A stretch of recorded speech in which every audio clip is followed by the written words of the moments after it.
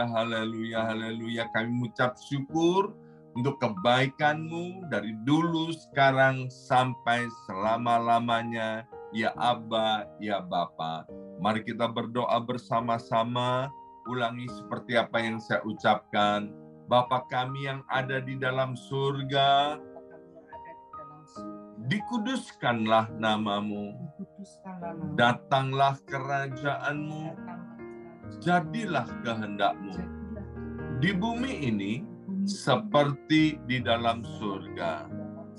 Bapa yang baik, berikanlah kami pada hari ini rezeki yang menjadi bagian kami secukupnya, cukup untuk memberikan pinjaman kepada banyak bangsa, sedangkan kami sendiri tidak punya pinjaman, cukup untuk menjadi saksi Tuhan, mulai dari Yerusalem, Yudea, Samaria, sampai ke ujung-ujung bumi, cukup untuk menjadikan semua bangsa murid Kristus dan membaptis mereka dalam nama Yesus.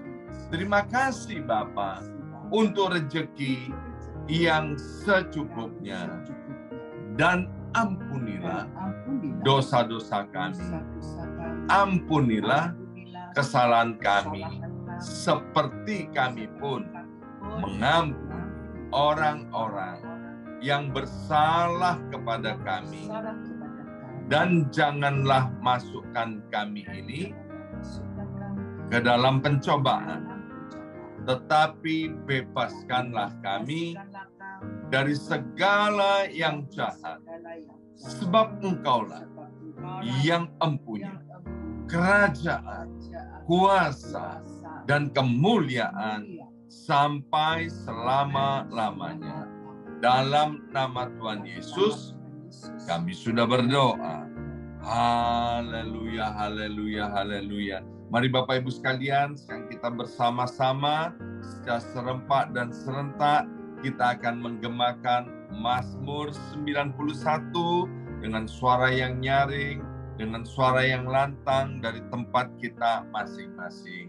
Alkitab berkata, mati dan hidup dikuasai oleh lidah, siapa suka menggemakannya akan memakan buahnya. 2, 3, Mazmur 91. Orang yang duduk dalam lindungan yang maha tinggi dan bermalam dalam naungan yang maha kuasa akan berkata kepada Tuhan, tempat perlindunganku dan kubu pertahananku, Allahku yang kupercayai. Sungguh Tuhanlah yang akan melepaskan aku dari jerat penangkap burung dan dari penyakit sampar yang busuk. Dengan kepaknya Tuhan akan menudungi aku, di bawah sayapnya aku akan berlindung.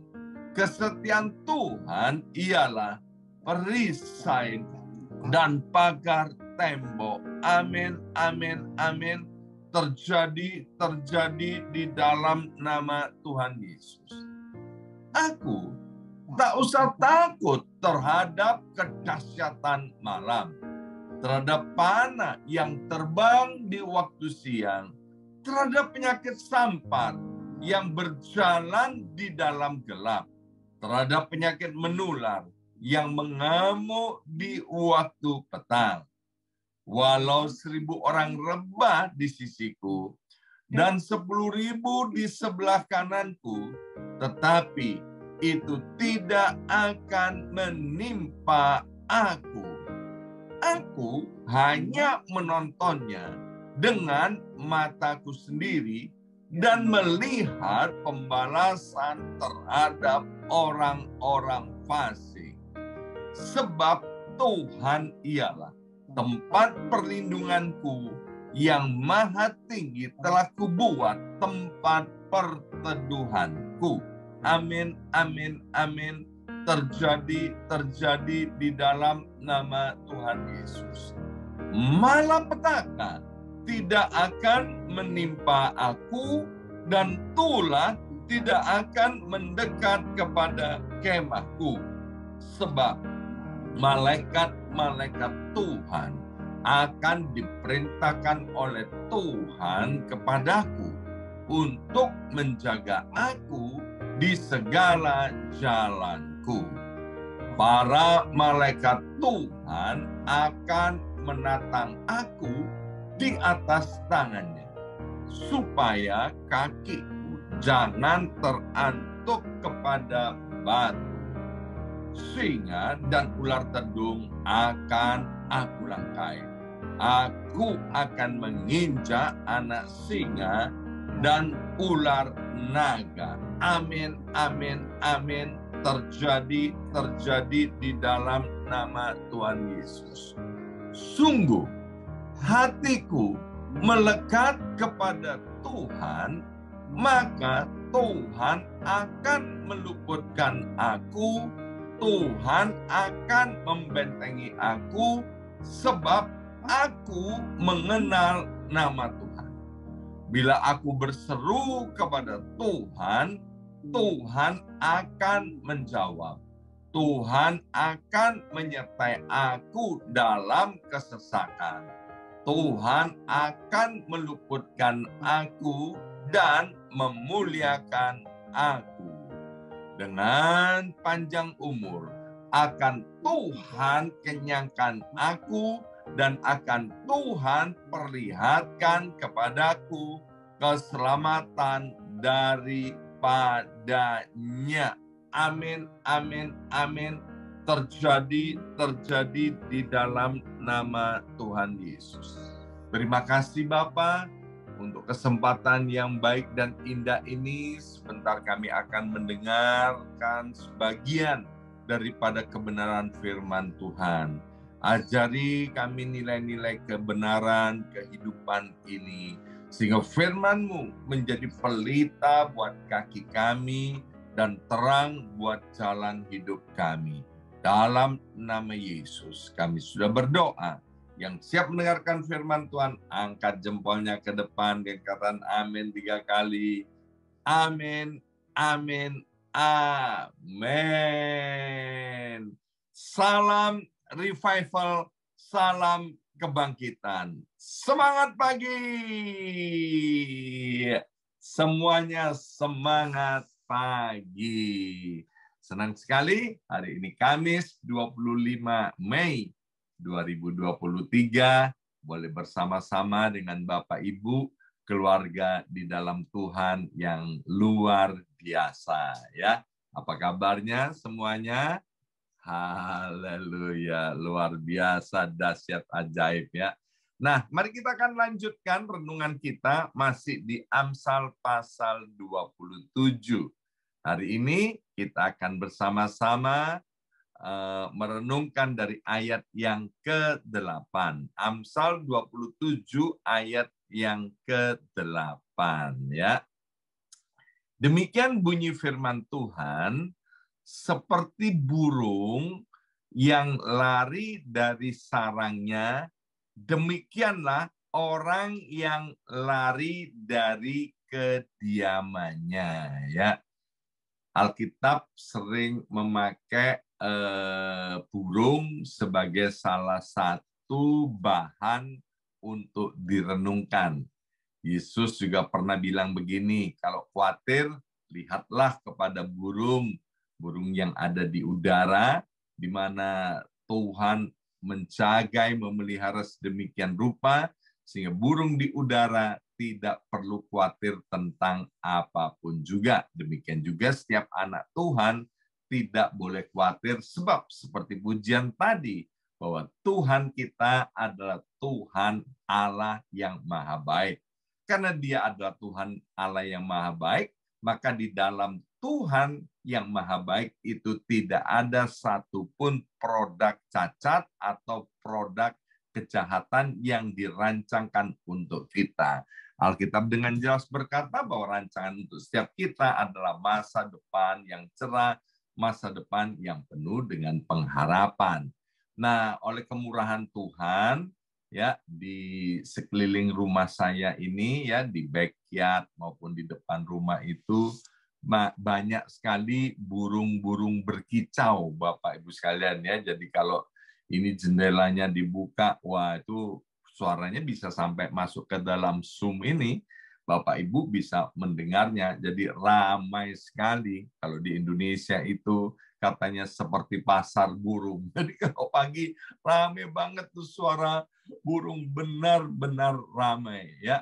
Nah, dikatakan seperti burung yang lari dari sarangnya, ya. Saya melihat sendiri bagaimana burung-burung di sekitar rumah ini, karena banyak pohon, ya, mereka itu menganyam rumahnya sedikit demi sedikit dari satu ranting kepada ranting lain sampai akhirnya menjadi satu sarang di mana burung itu bisa tinggal di dalamnya. Ya. Nah, Tuhan bilang melalui Amsal 27 ayat yang ke-8, seperti burung yang lari dari sarangnya, demikianlah orang yang lari dari kediamannya. Ternyata Bapak Ibu sekalian, ada orang-orang yang tidak betah, nggak kerasan tinggal di rumahnya sendiri, ya. Nah, kenapa? Karena orang ini dia tidak tahu bahwa itu adalah satu anugerah Tuhan bisa tinggal di dalam rumah. Maaf Bapak Ibu sekalian, kalau kita di Amerika Serikat ini melihat, ya, ada orang-orang yang tinggal di luar rumah, ya, tinggal di luar rumah. Aduh, situasinya itu sangat mengenaskan, ya. Seperti burung nggak punya sarang ini, ya. Padahal burung-burung itu semuanya punya sarang karena mereka membuatnya sedemikian rupa. Nah, orang-orang yang meninggalkan rumahnya, ya maaf, seperti orang-orang yang nggak punya rumah, yang ada di pinggir-pinggir jalan. Mengapa? Karena orang itu hatinya kosong, ya. Saya sering bilang begini, bahwa hati manusia itu ada lobangnya, dan lobangnya itu amat sangat besar. Kalau diisi duit dolar yang banyak pun, itu nggak bisa menutupin lobang yang besar.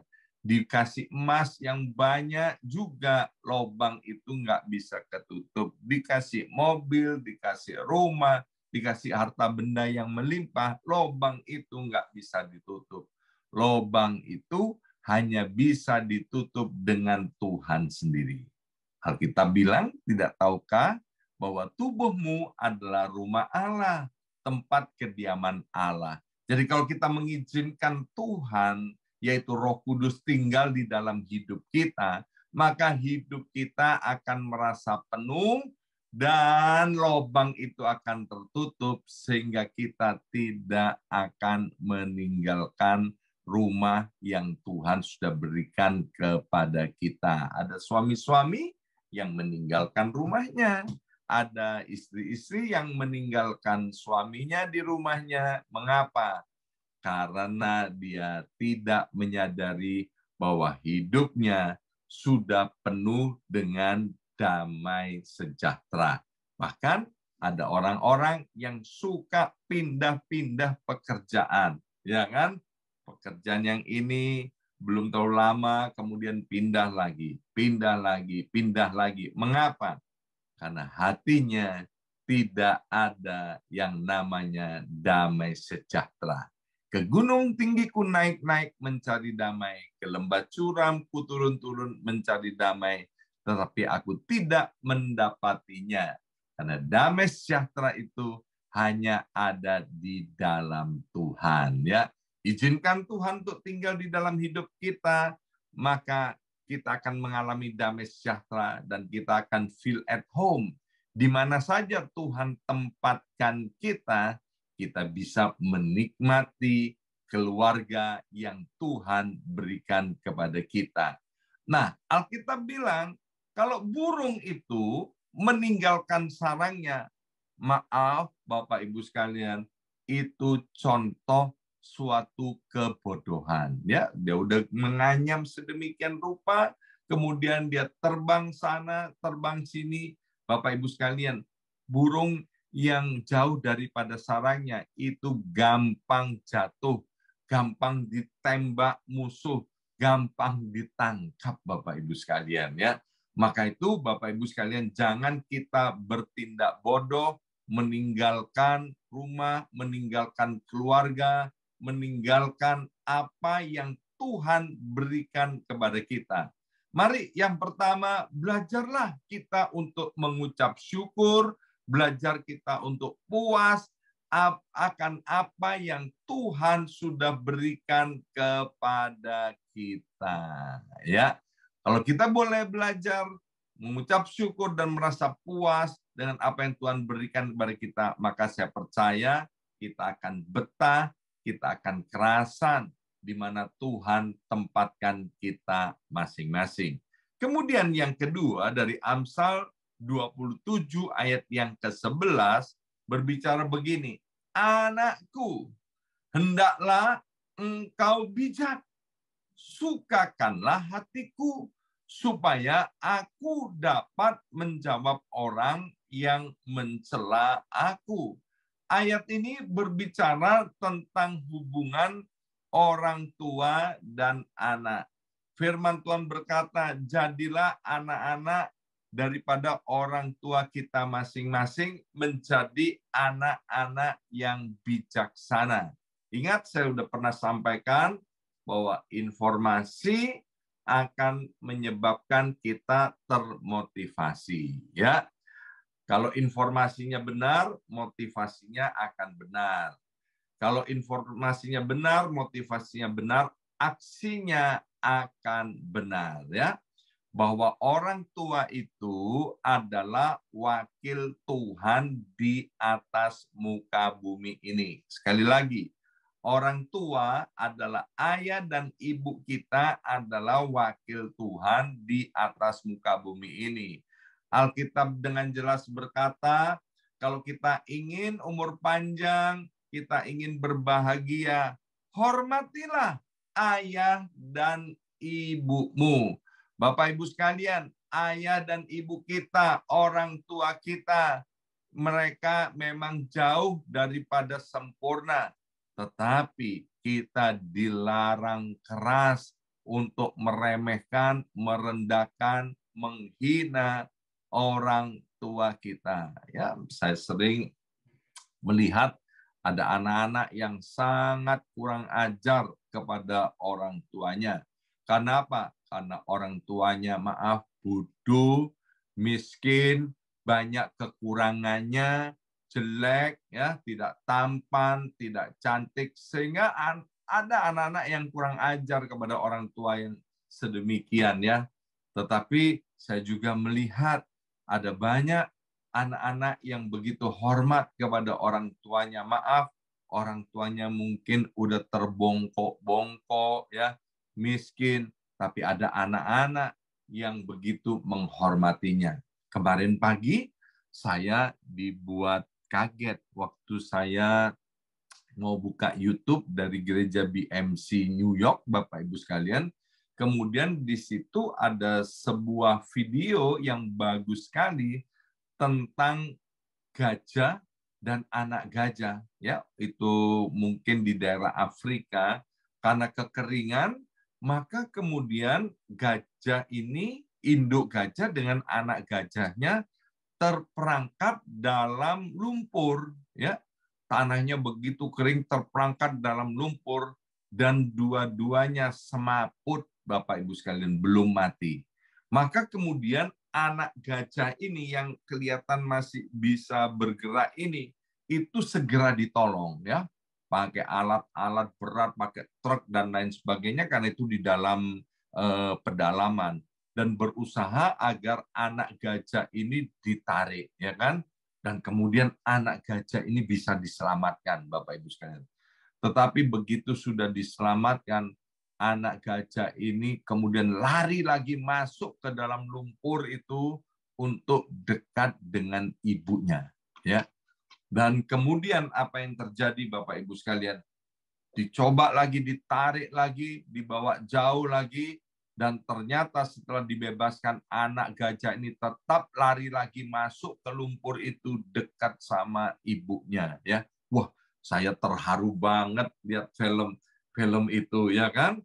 Dan kemudian apa yang dikerjakan oleh penolong itu? Maka anak gajah ini kemudian disuntik, ya, supaya tidur, dan kemudian anak gajah ini dibawa pergi jauh-jauh, dan setelah itu induk gajahnya yang semaput itu juga ditarik, dikeluarkan, ya kan? Akhirnya induk gajah ini bisa dikeluarkan, ditarik jauh-jauh, dan juga dalam keadaan semaput masih. Nah, ketika anak gajah ini sudah siuman, sudah sadar kembali, didekatkan kepada induk gajahnya ini, dan induk gajahnya itu kemudian bisa sadar, Bapak Ibu sekalian, ya, karena ada anaknya yang ada di dekat situ, kemudian induk gajahnya bisa siuman dan kemudian bisa berdiri. Wah, saya melihat nilai-nilainya begini, ya kan? Ini binatang loh, binatang tahu cara menghormati induknya, ya kan? Binatang tahu cara menghormati orang tuanya. Maka itu Bapak Ibu sekalian, kita sebagai ciptaan Tuhan yang paling mulia. Mari, kalau kita masih punya papa, kita masih punya mama, hormati mereka dengan segala kekurangan dan kelebihan serta ketidaksempurnaannya. Amin. Taburlah yang baik, maka kita pasti akan menuai yang baik. Kalau kita nabur yang jahat, kita akan menuai yang jahat. Itu hal yang kedua yang kita pelajari dari Amsal 27 ayat yang ke-11. Anakku, hendaklah engkau bijak. Sukakanlah hatiku supaya aku dapat menjawab orang yang mencela aku. Ketika kita hidup bijak sebagai anak-anak yang menghormati orang tuanya, maka orang tuanya akan bersukacita. Ya. Kemudian ayat yang ke-12 dikatakan begini, kalau orang bijak melihat malapetaka, bersembunyilah ia. Tetapi orang yang tak berpengalaman berjalan terus, lalu kena kecelakaan atau lalu kena celaka. Ya, Bapak Ibu sekalian, kejahatan itu bisa diramalkan. Sekali lagi, kejahatan itu bisa diramalkan. Kita tahu dunia makin hari tidak makin baik, kejahatan ada di mana-mana. Alkitab bilang musuh kita iblis itu seperti singa yang mengaum-ngaum, yang siap untuk menerkam orang-orang yang lemah, orang-orang yang bisa dimangsanya. Artinya apa? Godaan itu ada di mana-mana. Kemarin saya sudah sampaikan bahwa Tuhan itu mau mengangkat kita, mau mempromosikan kita, tetapi iblis itu mau menurunkan kita, mau mendowngrade kita, bahkan kalau bisa kita ini akan dibunuh, dihancurkan, dan dibinasakan. Nah, Bapak Ibu sekalian, karena kita bisa meramalkan tentang situasi yang tidak baik, maka itu Bapak Ibu sekalian, ketika kita melihat hal yang demikian, jangan dekat-dekat. Kejahatan apa hari ini yang ada di sekitar kita yang menyolok mata? Misalnya narkoba, ya kan? Marijuana, ya, bahkan sekarang di 7-Eleven pun dijual tuh obat-obat yang temporary, ya, beberapa tahun yang lalu merupakan suatu obat terlarang. Dan orang yang kemudian masuk di dalamnya terikat dengan narkoba mulai dari coba-coba, maka mereka akan mengalami malapetaka. Dan itu sudah banyak contohnya. Kemudian di sekeliling kita banyak lagi godaan-godaan. Apa?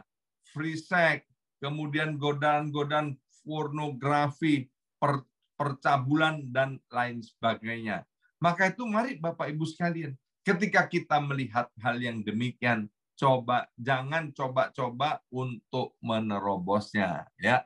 Sebab kalau kita menerobosnya, dikatakan kita pasti kena celaka, ya. Hari ini kita sudah belajar 3 hal dari Amsal 27. Yang pertama, kita belajar pentingnya kita mengucap syukur, puas dengan apa yang Tuhan sudah berikan kepada kita. Kita izinkan Tuhan untuk menguasai hati kita sehingga kita penuh dengan damai sejahtera dan kita tidak akan lari dari keluarga kita, dari rumah tangga kita, atau dari tempat-tempat di mana Tuhan sudah tempatkan kita. Yang kedua, sebagai seorang anak, mari kita menghormati ayah dan ibu kita dengan segala kekurangan, kelemahan, dan ketidaksempurnaannya. Dan yang ketiga, kalau kita melihat ada hal-hal yang bahaya, jangan jalan terus, tapi bersembunyilah seperti Yusuf, ya kan, di rumah Potifar. Dia lihat ada bahaya, dia lari keluar meninggalkan rumah Potifar itu. Amin. Mari kita berdoa. Materai siap benih firman Tuhan pada hari ini. Ya Aba, ya Bapa, biarlah kami menjadi orang-orang yang berbahagia. Karena kami merenungkan firman Tuhan dan melakukannya dalam kehidupan sehari-hari. Allah Roh Kudus memampukan kami untuk kami menghidupi nilai-nilai kebenaran firman Tuhan ini. Dalam nama Yesus kami sudah berdoa. Haleluya. Amin. Amin. Amin.